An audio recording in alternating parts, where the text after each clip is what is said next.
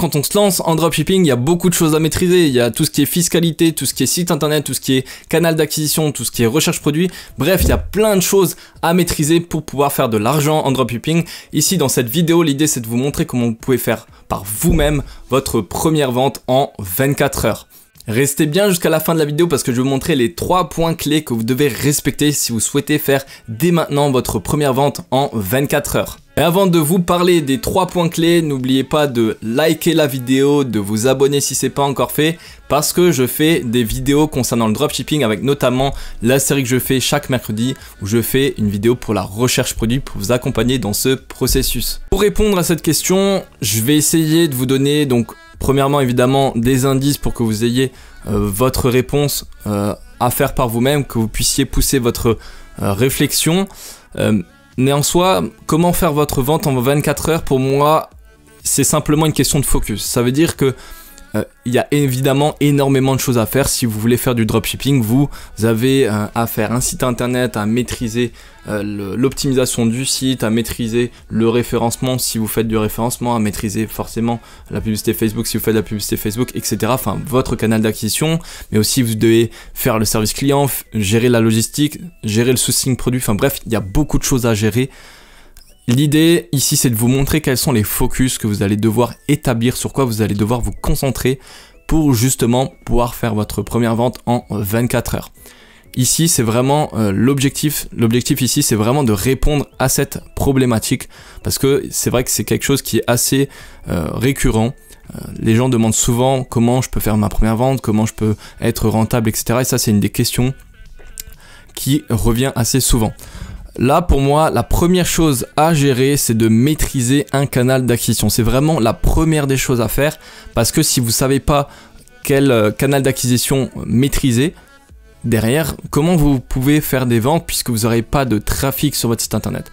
D'accord? Donc la première des choses à bien gérer, c'est le canal d'acquisition. Donc là, j'ai mis une illustration, bon, je l'ai pris d'internet.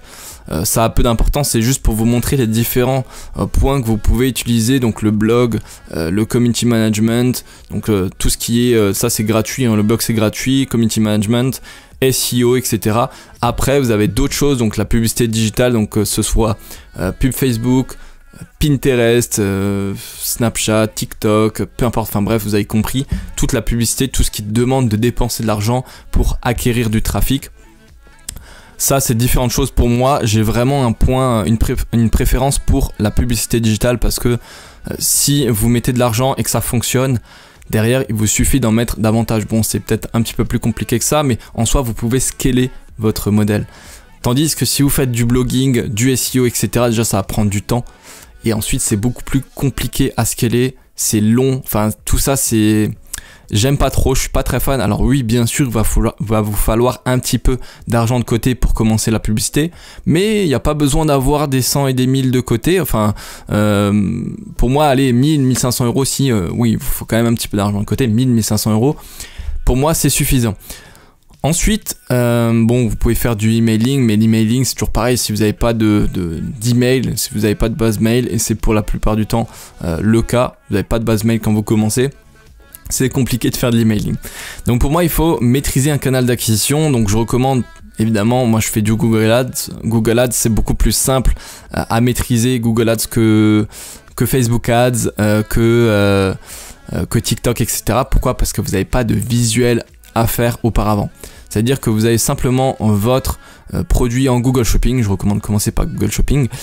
Et pas faire de publicité avec une vidéo, etc. Parce que quand on commence, on n'a pas des compétences partout. C'est logique. On peut pas être partout. Donc pour moi, il faut essayer de lancer la chose la plus facile, la plus directe, celle qui requiert le moins de connaissances possible.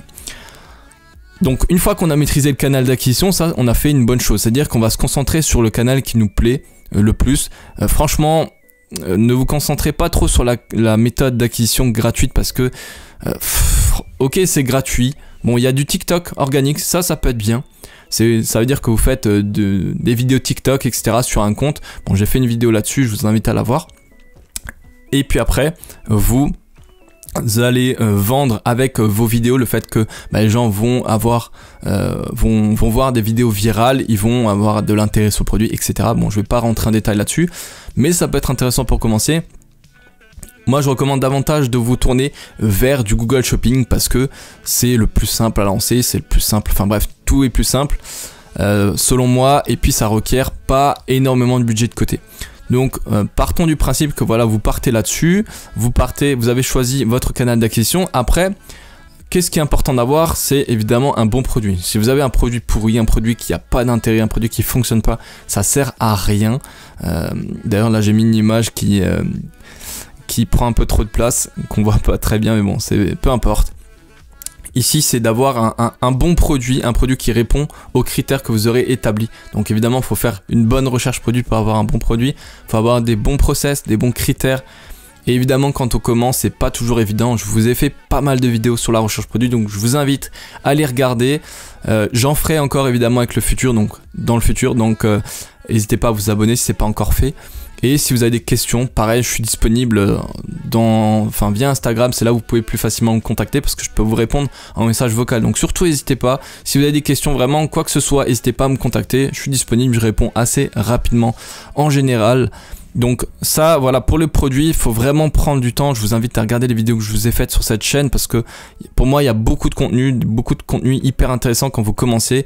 Et il n'y a pas besoin d'avoir des outils comme AdSpy, Minia, etc. Enfin, c'est pas que ces outils-là sont pas bien, mais disons que quand vous commencez, vous ferez mieux, je pense, de trouver un produit par vous-même, manuellement, on va dire, avec les outils gratuits, ça ira très bien. Vous prendrez un petit peu plus de temps, peut-être, mais au moins vous aurez des produits vous aurez des possibilités de tomber sur des produits qui ne seront vus par personne, parce que Minia, si vous mettez les mêmes filtres que tout le monde, vous allez avoir les mêmes produits que tout le monde. Ça, c'est le problème.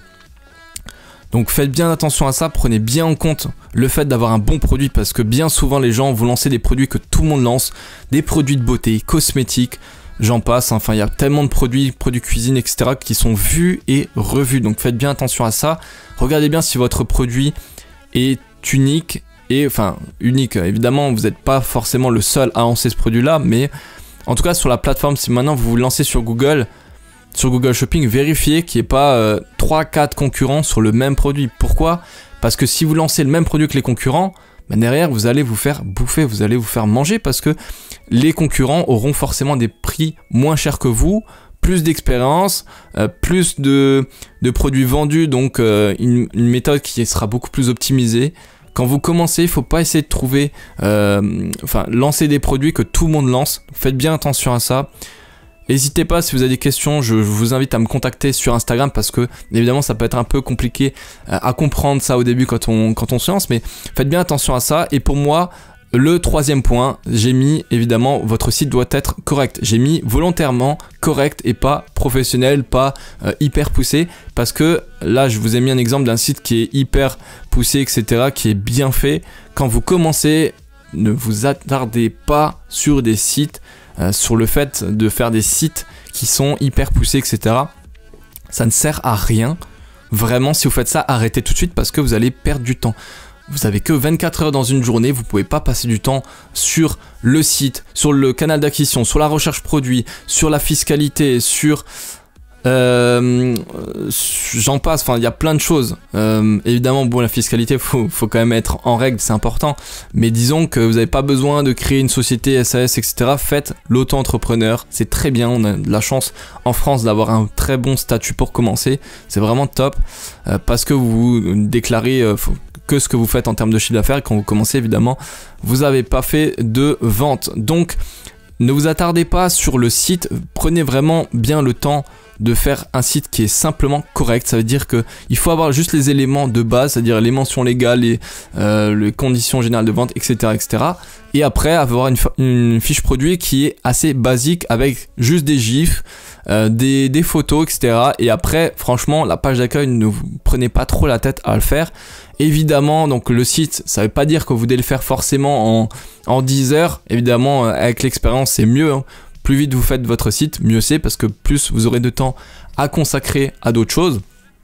Pour moi, le site internet doit être fait vraiment en quelques heures. Quand je dis quelques heures, c'est aller en 48 heures maximum, enfin en 2 jours ça doit être fait. Évidemment, si vous êtes débutant, vous pouvez prendre un petit peu plus de temps, hein. Je dis pas que ça y est, si vous prenez 1 semaine ou 2 semaines sur un site, c'est trop long. Quand on commence, évidemment, on n'a pas toutes les compétences pour être bon partout directement, mais prenez juste, gardez en tête que vous devez vous consacrer surtout sur la recherche produit, sur le fait de maîtriser un canal d'acquisition. Après, le site internet, moi je dis voilà, qu'il doit être correct parce qu'évidemment, il faut quand même qu'il y ait les bases et que votre fiche produit soit un minimum optimisée. J'ai fait une vidéo pour vous montrer comment optimiser une fiche produit. Si vous ne l'avez pas vue, je vous invite à la regarder parce qu'elle est très explicite, il y a tout ce qu'il faut et pour autant, ça ne nécessite pas de passer 10 heures sur la fiche produit. Franchement, en 1 heure, 2 heures, allez grand maximum, c'est fait, c'est terminé. Et voilà, essayez toujours de garder en tête, de garder à l'esprit que vous devez vous concentrer sur les choses qui vous rapportent de l'argent et ce sont vraiment ces 2 choses. Alors, il y a une 3e chose avec le site, donc surtout de maîtriser un canal d'acquisition, faire une bonne recherche produit et après d'avoir un site internet correct. Le reste, franchement, passez très peu de temps, vous pouvez pas être partout.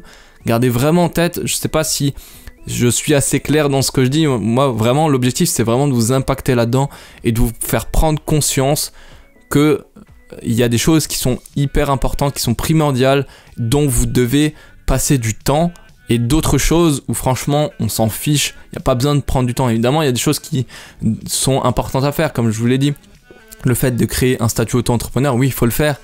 Mais pas besoin de le faire, de passer des centaines d'heures dessus, de trouver machin, SAS, SASU, etc. Non, commencez par ça, très simplement. Et après, voilà, vous verrez avec le temps quand vous aurez fait de l'argent. Mais d'abord, prenez vraiment bien le temps de maîtriser les 2 premiers points, les trois points que j'ai montrés. C'est hyper important. C'est la fin de cette vidéo, j'espère qu'elle vous aura plu. Si c'est le cas, n'hésitez pas à la liker, à vous abonner. Et aussi, si vous avez des questions, n'hésitez pas à commenter la vidéo ou à me contacter directement par Instagram. J'y répondrai avec plaisir. C'était tout pour cette vidéo, c'était Pierre. Je vous dis à la prochaine, à plus. Ciao.